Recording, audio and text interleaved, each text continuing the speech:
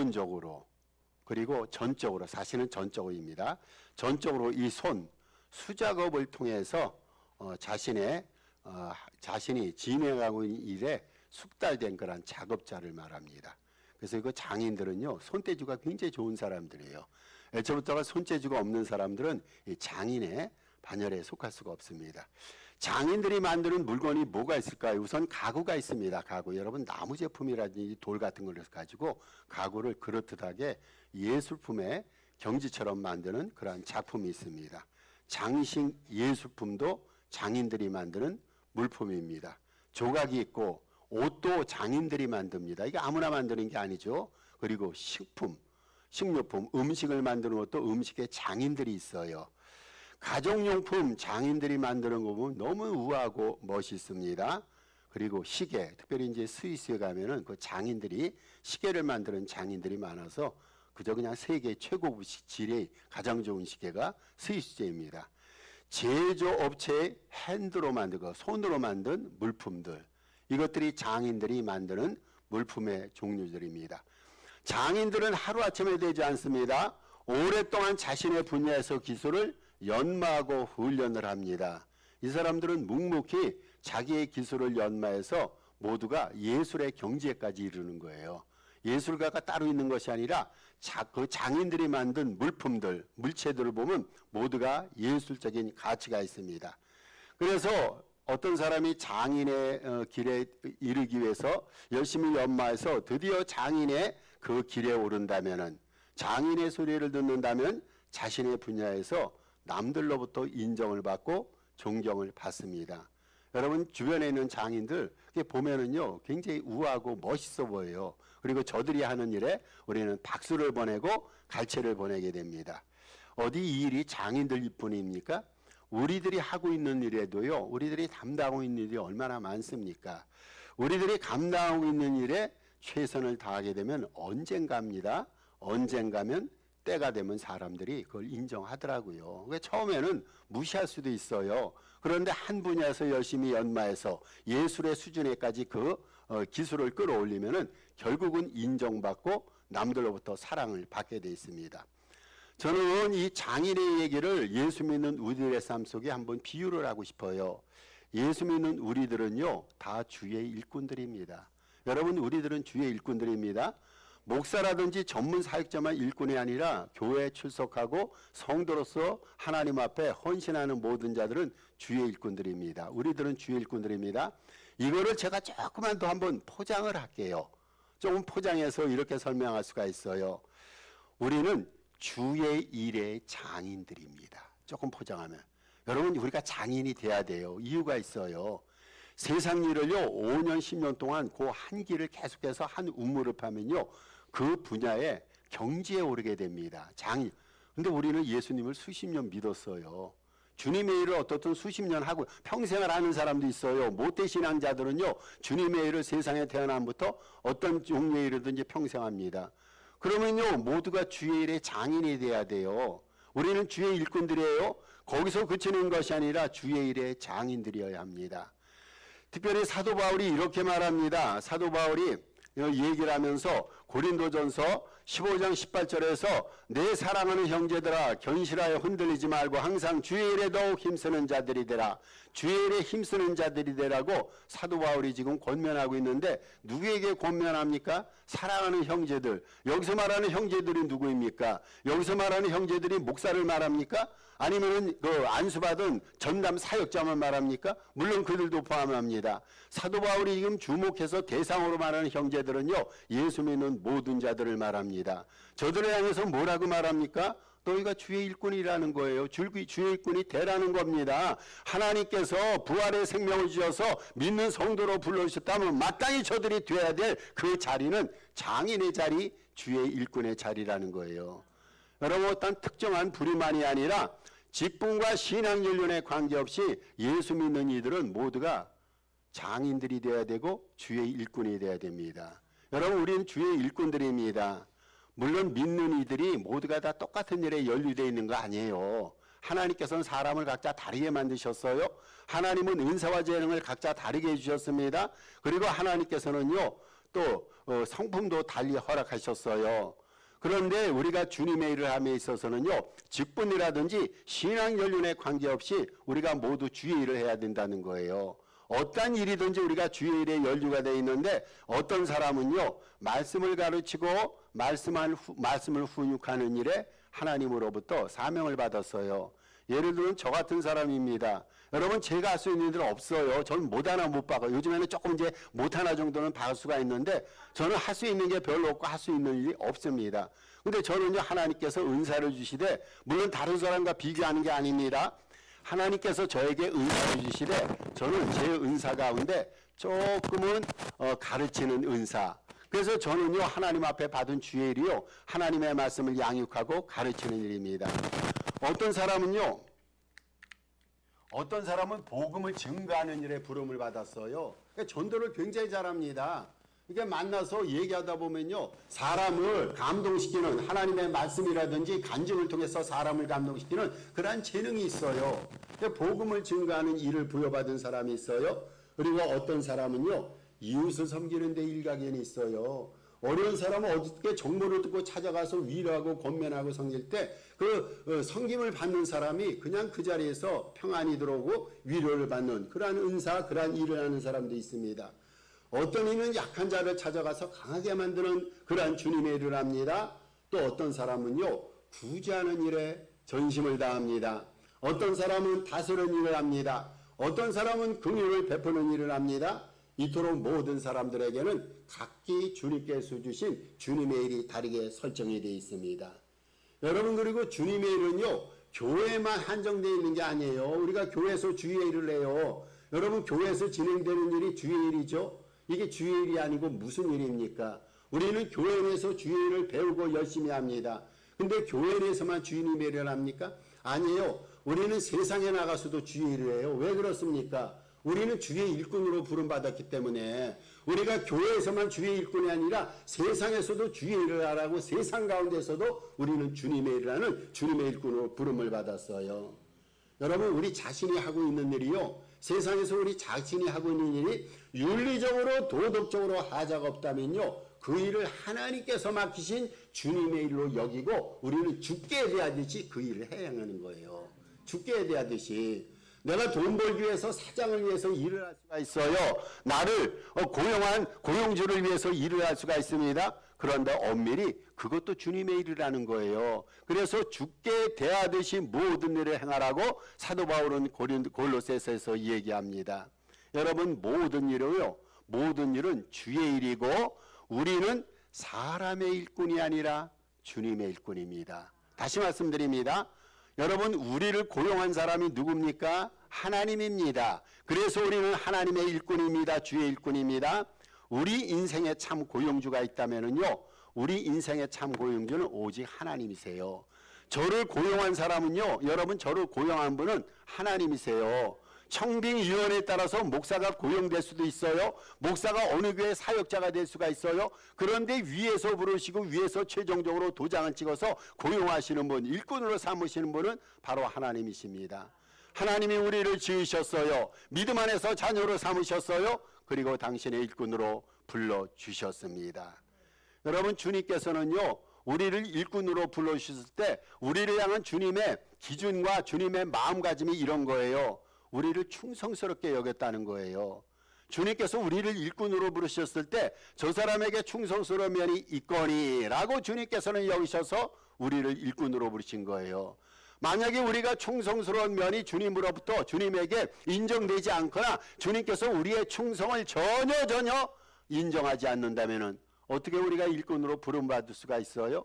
너무 감사하게도 우리는 충성치 못하는 그러한 순간이 있는데 불충한다 할지라도 그런 우리를 우리 하나님께서는 충성스럽게 여기셔서 당신의 귀한 일을 우리에게 맡기셨습니다. 오늘 본문은요, 사도 바울이 2차 선교여행 때, 아시다시피 사도 바울은 3차에 걸쳐서 선교여행을 하는데 2차 선교여행 때 데살로니가 지역에서 복음을 전하면서 겪었던 그 경험을 오늘 본문을 통해서 얘기합니다. 여기서 사도 바울은 본문에서 주의 일꾼으로서의 자세에 대해서 우리를 교훈해 줍니다. 주의 일꾼의 자세가 무엇일까? 오늘 본문이 그것을 가르쳐 줍니다. 첫째로 주의 일꾼은 성실함과 순전함으로 일을 해야 됩니다. 한번 같이 읽어보십시다. 시작. 주의 일꾼은 성실함과 순전함으로 일해야 된다. 3절에서 이렇게 말합니다. 우리의 권면은 간사함이나 부정에서 난 것이 아니요 속임수로 하는 것도 아니라. 여러분, 당시 사도 바울은요 빌립보 지역에서 복음을 전하다 쫓겨났어요. 쫓겨나서 어디로 왔냐면은 데살로니가 지역으로 온 거예요. 이 데살로니가에서 사도 바울이 복음을 전하는 때 얼마나 많은 사람들이 이 복음을 받아들였습니까? 그런데 반대로 얼마나 많은 사람들이 극렬하게 사도 바울을 반대를 한 거예요. 일단의 무리는 복음을 함께 받아들이고 사도 바울이 일할 때 협조하고 협력한 사람이 있는데, 일단의 무리는 쫓아다니면서 흑색 선전을 하고 방해하고 그 복음 선전을 막게 됩니다. 그래서 사도 바울이 흑색 선전을 굉장히 많이 들었어요. 그래서 데살로니가 지역에서요 사도 바울이 거기서 사역을 했는데 고작 3개월뿐이 사역을 못했어요. 고린도 지역에서는 1년 6개월을 사역했어요. 에베소 지역에서는 3년을 사역했어요. 그런데 이 데살로니 지역에서는 너무 방해가 심하고 세다 보니까, 흑색 선전이 난무하다 보니까 3개월 만에 사도 바울이 철수를 하게 됩니다. 그때 일을 기억하면서 사도 바울이 이 글을 준 거예요. 여기에 대해서 사도 바울은 이렇게 난무한 흑색 선전에 대해서 사도 바울은 자신을 변호하면서 뭐라고 자신을 변호했느냐? 간사하게, 자기는 간사하게 일하지 않았다고 말합니다. 그런데 사람들이 사도 바울을 따지거든요. 당신이 간사하게 일했다는 거예요. 사도 바울이 거기서 변명하기를 나는 간사하게, 여러분 간사하다는 뜻이 뭡니까? 간교하고 그릇되이 주님의 일을 안 했다는 거예요. 사도 바울이 이렇게 자신을 변명합니다. 또 많은 사람들이 사도 바울을 향해서 저 사람은 불륜을 저질렀다는 거예요. 육체적으로 부정했다는 겁니다. 거기에 대해서 사도 바울은 뭐라고 말합니까? 자기는 한순간도 성적으로 부정을 저지른 일이 없다. 한순간도 마음속에 간음과 음심을 품은 일이 없다라고 말합니다. 또 사도 바울을 향해서 그 흑색 선전한 자들이 뭐라고 말하냐면 사도 바울은 괴계를 꾸미는데 일각이 있는 이 사람이라. 이때 사도 바울이 뭐라고 말하냐면 자신은 괴계를 꾸미지 않았다는 거예요. 한순간도 속임수로 자신의 욕심을 채우지 않았다라고 말합니다. 여러분, 사도 바울의 이 변명이 뭡니까? 환난과 핍박 중에서도, 어렵고 환난 속에서도 항상 성실하게 거룩하게 그리고 순전하게 주님의 일을 감당했다는 뜻이에요. 어려움이 있어요. 여러분, 어려움이 왜 없어요? 주님의 일을 할 때 마냥 기쁘기만 합니까? 여러분, 교회 일이라고 해서 늘상 마음속에 행복이 충만합니까? 그러지 못할 때가 있어요. 마음속에 기쁨이 사라지면요 우리가 괴계를 꾸밀 때가 있어요. 정직지 못하게 주의 일을 할 때가 있어요. 그런데 바울은 거기에 대해서 예수 믿는 주의 일꾼들은 그래서는 안 된다는 거예요. 어려움이 있고요, 힘듦이 있어요. 그럴지라도 성실하게 순전하게 주님의 일을 감당하라고 말합니다. 여러분, 우리가 열심을 품고 주님을 섬는 거 중요합니다. 열심 내는 인생 얼마나 중요합니까? 저는 우리 교우들 가운데 다 이렇게 열심 내는데 어떤 교우들 보면요 24시간 이렇게 시간을 잘 선용하면서 정말 열심 있게 믿음 생활 그리고 삶의 현장에서 일터에서 살아가는 그 모습을 보면서 제가 감동을 누려요. 열심을 품고 우리가 주님을 섬겨야 돼요. 사도 바울이 로마 교회들에게 말하지 않습니까? 열심을 품고 주님을 섬기라. 주님을 그냥 섬기라가 아니라 열심을 품고 주님을 섬기라 그랬어요. 그런데 여러분, 여기에 문제가 있어요. 무작정 열심 낸다고 좋은 게 아니에요. 여러분, 그렇잖아요. 외적으로는 열심 내는데 무작정 열심 낸다고 그래서 그게 아름다운 결과로 도출이 됩니까? 무작정 열심 내는 게 좋은 뜻이 아니에요. 여러분, 오직 선한 동기로 열심을 다해야 돼요. 선한 동기로. 그리고 여러분, 좋은 일에 열심 내야 돼요. 나쁜 일에, 남을 해코하는 일에, 하나님 영광을 가리는 일에, 여러분 이런 일에 열심 내는 거, 이것이 하나님이 말하는 열심입니까? 여러분, 우리는요 하나님으로부터 주의를 위탁받았어요. 어떤 사람은 일의 크기가 커요. 어떤 사람은 하나님으로부터 위탁받은 일이 무거운 사람이 있어요. 그럴 때 이렇게 생각합니다. 아, 하나님께서 나에게 큰 일을 주셨으니까 일에는 열심을 다하고 적은 일에는 열심을 하지 말자. 여러분, 이것이 진정한 열심입니까? 우리가 하나님으로부터 일을 주어받았을 때는요 어떤 때는 그 일이 영광이 크게 드러나는 일이 있고 영광이 약하게 드러나는 일이 있어요.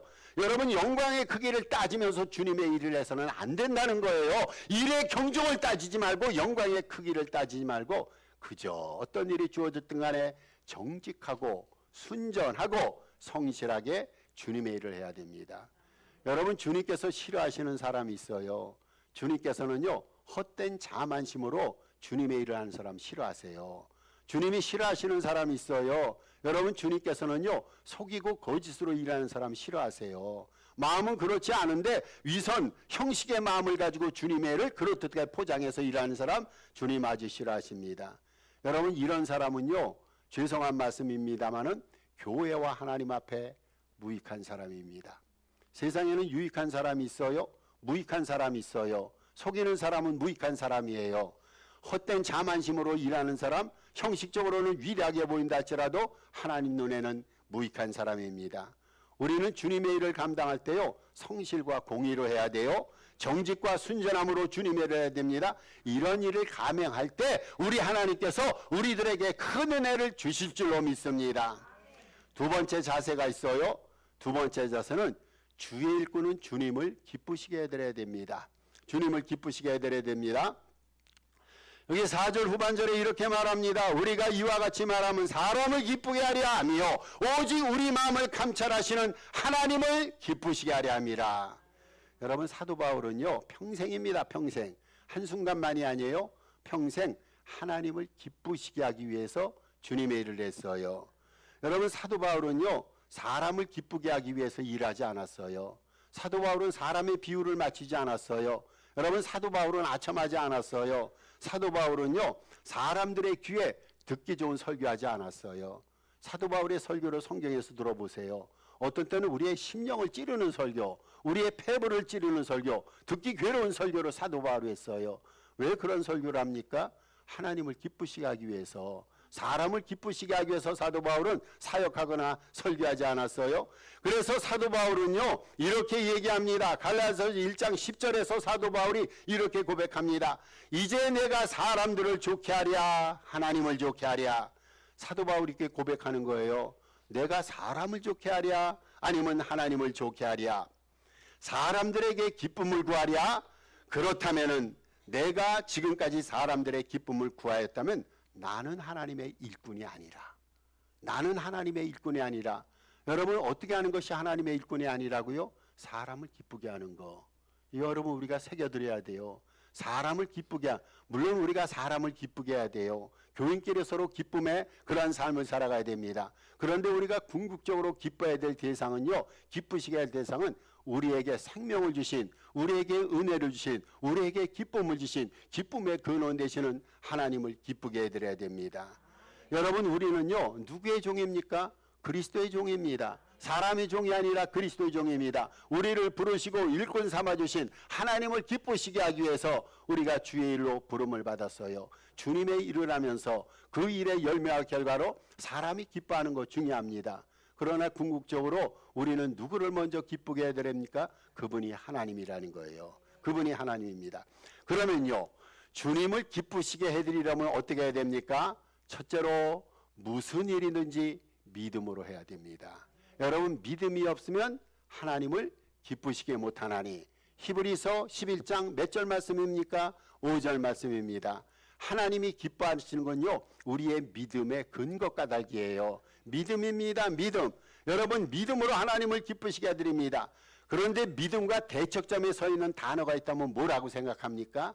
많은 사람들이 믿음의 반대어가 뭡니까? 물어보면 불신앙이라 말합니다. 맞는 말이에요. 그런데 또 하나 단어가 있어요. 믿음과 대척점에 서 있는 단어는요, 여러분 잘 들으세요. 감정이에요. 감정. 여러분, 감정이에요. 우리가 주님의 일을 하면서요, 감정에 따라서 주의 일을 해서 안 돼요. 감정에 따라서 기분 내키는 대로 말하고 기분 내키는 대로 행동하는 것은요, 여러분 죄송합니다만 이건 믿음이 아니에요. 믿음은 감정을 따라가지 않아요. 여러분, 믿음은 말씀의 논리를 따라갑니다. 말씀이 인도하는 대로 따라가는 것이 믿음이지, 감정에 내켜서 따라가는 것은 결단코 믿음이 아닙니다. 그래서 우리는 무슨 일을 하든지 믿음으로 해야 됩니다. 그러면 하나님께서 우리의 믿음을 보시고 얼마나 기쁜지 몰라요. 여러분, 하나님이 우리에게 원하시는 것이 돈을 원합니까? 하나님이 우리가 이 나이에 많은 지식을 배워서 세상의 석학 박사로 군림하는 것이 하나님의 뜻입니까? 여러분, 하나님 그런 거 요구하지 않아요. 그 젊은 사람들한테 요구해요. 하나님이 우리에게 바라시는 게 뭐가 있습니까? 딱 한 가지예요. 예수를 믿기 시작한 이후로 예수 믿고 주님께서 부르시는 그날까지 믿음 생활 잘 관리하고 유지해서 믿음의 대가가 되는 거, 믿음의 마스터가 되는 거, 이것이 우리를 향하신 하나님의 바람입니다. 두 번째로 진리의 말씀을 옳게 분별할 때 우리 주님이 기뻐하십니다. 진리의 말씀을 옳게 분별해야 됩니다. 헬라의 분별이라는 말이 있어요. 이 분별이란 말을 헬라어로 분석하면요, 길을 똑바로 낸다. 길을 똑바로 낸다는 것이 분별이라는 거예요. 인생길이 여러 가지가 있어서 어떤 때 헷갈릴 때가 있어요. 야, 이 길로 가면은 좋고 이 길로 가면 이것이 진리일 텐데, 근데 가다 보니까 인생이 꼬일 때가 있어요. 여기서 나온 말이 분별이란 말이에요. 분별이란 말은요, 길을 똑바로 낸다는 거예요. 그런데 우리가 유혹거리가 많고 소란스러운 이 세상에서 하나님의 말씀으로 주님의 뜻을 분별해서 길을 똑바로 갈 때, 하나님이 우리에게 제시하신 바로 그 길을 걸어갈 때 하나님이 얼마나 기뻐하시겠어요. 하나님이 우리가 삐딱하게 걸어가는 인생을 보면요, 우리 하나님 슬퍼하세요. 하나님은 우리가 정도를 걷기를 바래요. 그래서 성경에서 좌로나 우로 흔들리지 말고 치우치지 말라 말합니다. 여러분, 우리가 믿음의 정도를 걸어가야 되는데 어떻게 믿음의 정도를 걸어갑니까? 하나님의 말씀으로 분별하는 거예요. 하나님의 말씀이 나침판이고 안내서가 됩니다. 말씀이 가르치는 대로 걸어가다 보면요, 그것이 옳은 길이에요. 이렇게 말씀을 통해서 말씀을 옳게 분별해서 진리의 길을 걸어갈 때 그때 주님 앞에 기쁨이 충만할 줄로 믿습니다. 셋째, 주님의 일꾼의 자세가 있어요. 주의 영광을 구해야 합니다. 6절에 말합니다. 6절에 우리는 너희에게서든지 다른 이에게서든지 사람에게서는 영광을 구하지 아니하였노라. 여러분, 사도 바울은요, 정말로 대단한 사람이에요. 정말로 대단한 사람입니다. 사도 바울은 영적으로 대단한 사람이에요. 여러분, 사도 바울은 세상적인 지식으로도 대단한 사람입니다. 여러 가지 면에서 사도 바울은 세상적으로 흠모할 만하고 존경을 받을 만한 그러한 위인입니다. 여러분, 게다가 사도 바울은요, 이방인의 사도예요. 어느 날 부활의 주님이 사도 바울에게 나타나셔서 이방인에게 복음을 전하는 사도로 하나님께서 임명하신 거예요. 그의 사도권의 임명권자는 하나님이셨단 말이죠. 그래서 사도 바울은요, 사람들 앞에 사람들에게 존경받는 것이 너무 당연했어요. 여러분, 사도 바울 같은 사람은 존경하지 않고 우리가 누가 존경할 수가 있어요. 바울은 존경을 받을 만한 그러한 위인입니다. 그런데 사도 바울은요, 자기 자랑하지 않았어요. 여러분, 사도 바울이 성경에서 자기 자랑하는 구절이 있어요. 구절 절 좀 보여주세요. 제가 연구 좀 할게요. 사도 바울은요, 한 번도 자기 자랑을 하지 않았어요. 여러분, 사도 바울은요, 자기 영광을 구한 적이 없어요. 사도 바울은요, 오직 하나님의 영광만을 구했어요. 사도 바울에게는 많은 업적이 있었어요. 공적이 있었어요. 그거 다 하나님 앞에 돌렸어요. 내가 아니라는 거예요. 하나님께서 나에게 은혜를 주셔서 하나님이 그 일을 행하셨다라고 말합니다. 사도 바울이 빌립보서 1장 20절에서 이렇게 말합니다. 아무 일에든지 부끄러워하지 아니하고 지금도 전과 같이 온전히 담대하여 살든지 죽든지 내 몸에서 그리스도가 존귀하게 되게 하려 하나니. 여러분, 사도 바울에게는요, 필생의 소망이 있었어요. 로마의 감옥에 갇혀서 빌립보서를 저술했는데 여기서 사도 바울은 자기 자신의 간절한 소망을 피력합니다. 부끄러움이 없는 생을 살게 해달라고. 지금까지 부끄러움 없이 살았는데 혹시 예수님을 부인하고 복음을 부인하고 변절자로서 부끄러운 인생으로 세상 끝을 낼까 봐 하나님 앞에 기도할 때 주여 부끄럽지 않게 해달라고 기도했어요. 또 사도 바울은요, 담대한 인생을 살게 해달라고. 지금은 감옥에 있는 거예요. 감옥에 있어서 영과 육이 제한이 돼 있어요. 그러니까 사람이 위축될 수가 있습니다. 그래서 사도 바울이 하나님 앞에 기도하면서 하나님, 예전에 내가 강하고 담대했다면 지금도 온전히 담대하게 살게 해달라고. 이러한 기도 소망 제목을 가지고 하나님 앞에 간구합니다. 그 다음에 저는 더 은혜가 되는 것은 바울이 이렇게 소망을 피력했어요. 내 몸에서 그리스도가 존귀케 되려고. 나는 살아도 죽어도 내 몸에 계시는, 나와 함께 계시는 예수 그리스도가 존귀케 되고 그의 영광이 극대하게 되려고. 이것이 여러분 사도 바울의 고백이었어요. 주님의 일꾼들에게는요, 여러분 수식어 있잖아요. 수식어가 필요 없습니다. 주님의 일꾼들은요, 여러분 그냥 일꾼이에요. 그냥 일꾼이에요. 아름다운 일꾼, 훌륭한 일꾼, 이런 말 여러분 문법에 어긋나요. 일꾼은요, 그냥 일꾼입니다. 여러분 일꾼은 누굽니까? 섬기는 자가 일꾼이에요. 섬기는 자. 여러분 종이 일꾼이에요. 종이 일꾼이에요. 참 일꾼은요 일하면서 자랑하지 않아요. 왜냐하면 내가 일꾼이기 때문에 자랑거리가 없는 거예요. 일꾼에게는 자랑거리, 그냥 일꾼은요 일하라고 부름을 받았어요. 일꾼은 일하기만 합니다. 일꾼에게는 자랑거리가 없습니다. 여러분 일꾼은요 대가를 바라지 않아요. 여러분 일꾼이 일하고 돈을 달라고 임금을 달라고 얘기할 수가 있습니까? 그럼 그 사람이 일꾼 아니에요. 일꾼은 대가를 바라지 않습니다.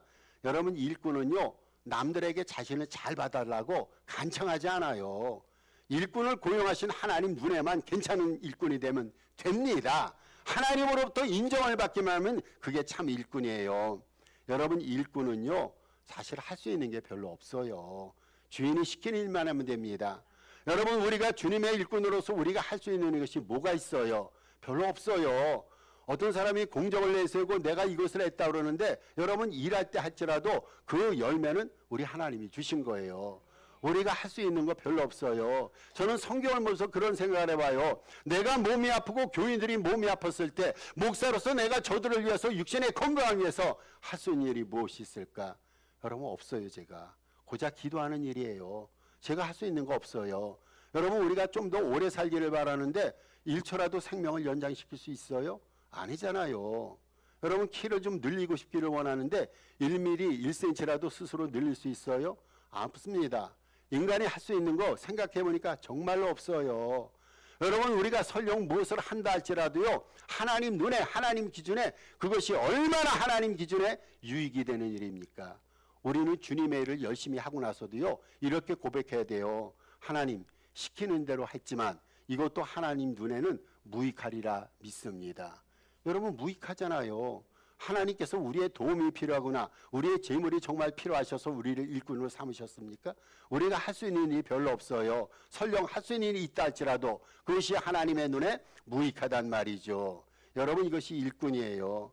예수님께서는 하나님의 독생자 아들이세요. 얼마나 귀한 분입니까? 그런데 예수님께서 자신의 영광을 스스로 나타나셨습니까? 내가 이런 하나님의 독생자 아들 예수니 나에게 영광을 돌리라. 여러분 이런 규절이 성경에 한 군절이 더 있습니까? 예수님은요 하나님을 오직 하나님을 영화롭기 위해서 십자가를 지셨고 주님의 일을 감당하시고 하나님의 일을 하셨어요. 주님의 일꾼은요 오직 하나님의 영광을 위해서 일해야 됩니다. 여러분 그게 전부입니다. 그래서 고린도서 10장 31절에서 사도 바울이 이렇게 말합니다. 너희가 먹든지 마시든지 무엇을 하든지 다 하나님의 영광을 위해 하라. 여러분 그거예요. 우리는 하나님의 영광을 위해서 주님의 일을 합니다. 주님을 기쁘시게 해서 주님의 일을 합니다. 성실하고 깨끗하고 정직하고 순전하게 주님의 일을 합니다. 여러분 그게 우리입니다. 이게 일꾼입니다. 우리는 주의 일꾼들입니다. 우리의 수고를요 사람들이 몰라줄 수가 있어요. 여러분 서운히 생각하지 마세요. 열심히 일하는데 안 알아주는 사람이 있어요. 그건 몰라주는 사람이 있어요. 여러분 근데 은혜가 되는 것은요 하나님이 하시더라고요. 하나님이 일꾼의 수고를 하시더라고요. 하나님이 일꾼의 눈물을 하시더라고요. 하나님이 일꾼의 정성을 하시더라고요. 여러분 하나님이 일꾼의 믿음을 하십니다. 하나님은 다 아십니다. 그래서 하나님께서는요 다른 사람은 몰라도 일꾼인 우리의 수고를 하나님이 귀히 여기십니다. 성실하고 정직하게 주의 일을 감당하면서 주님을 기쁘시게 해드리고 그분 영광을 드러날 때 주님은 우리를 착하고 충성된 종으로 칭찬하실 줄로 믿습니다. 그러한 산호세 동산교회 그리고 저와 여러분 되기를 주님의 이름으로 축복합니다. 한 2분 정도 합심해서 주신 말씀 기억하시고 3월 중에 기도 제목 내놓고 기도하겠습니다. 예수님 은혜와 사랑을 감사합니다.